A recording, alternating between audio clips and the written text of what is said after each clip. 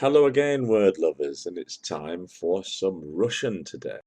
But this is a peculiar Russian as it's an invented language, invented by Anthony Burgess for his novel A Clockwork Orange. The language itself is known as Nadsat, which is the suffix meaning teen. Dvenadset, trinadset, chetirnadset would be 12, 13, 14. So the idea here is that it's a younger person's language. If you haven't read A Clockwork Orange, let's begin now. Here is the first paragraph. There was me, that is Alex, and my three droogs, that is Pete, Georgie, and Dim, and we sat in the Korova milk bar trying to make up our rasuduks what to do with the evening. The Korova milk bar sold Milk Plus Velocet, or Synthemesk, or Drenkrom, which is what we were drinking. So you will have noticed there quite a few strange words, and they are from this language, this invented language of Nadsat. In Burgess' dystopian future, the young people split into various groups and they have their own identifying clothes and languages. So the droogs are the friends. That's an easy translation from Russian. Drug, druzya being the plural. And there they are in the Korova milk bar. Well, the Korova is the cow. So that's the name of the milk bar, but it's in Russian. Trying to make up our rasuduks what to do with the evening. Now, this is Russian for people who don't understand Russian, but from the context you can see quite easily that a rasuduk there would be make up our minds. And so the novel continues. So let's learn a little bit of Russian. Человек is an interesting word. Means man, possibly human being. That gets shortened to vek. So everybody in the novel is a vek.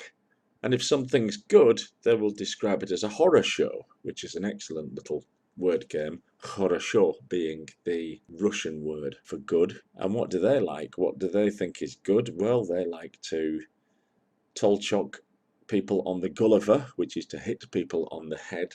Gulliver as in Gulliver's Travels. Gulliver is head in Russian. Until the red krovi begins to flow. The krovi from krov, meaning blood. And as well as the ultra-violence, they like sex. So they're always on the lookout for девочки, girls, or ptitsi, which is birds. Because after all, Alex doesn't want to end up on his odinoki, which is their transliteration of odinoki, which means lonely. Now, Anthony Burgess was a linguist, very interested in the way that sounds mutate from one language to another, as we've seen. This is his small contribution to cross-fertilization of languages, a sort of imaginary Esperanto, and of course not the only fictional language in existence. And though we may only know Esperanto as the only genuine invented language from 1887, Professor Zamenhof was the inventor. There were a couple before that, and since have been many. Interlingua, Romanid, Neo, Uropi, Romanitso, Unish, Slovio, Interslavic. A lot of attempts to provide an easy-to-learn language.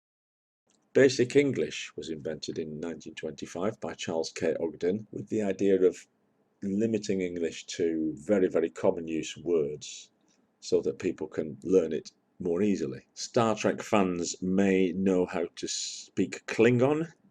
Star Trek also gives us the fictional languages Vulcan and Romulan.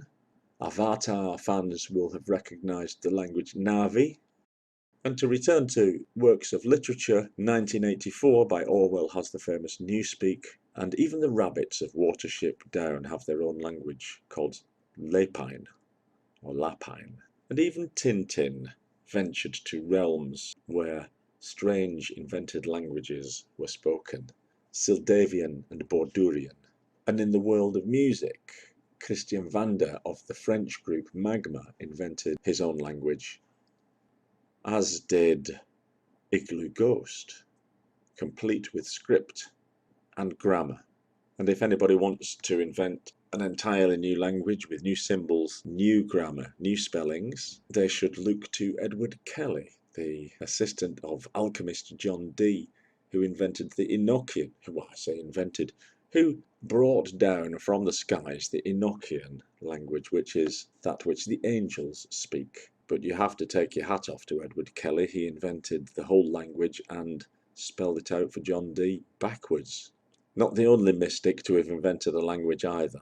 Lingua ignota, based on Latin, was used by the Christian scholar and mystic Hildegard of Bingen in the 12th century. So that was a quick review of languages that don't really exist.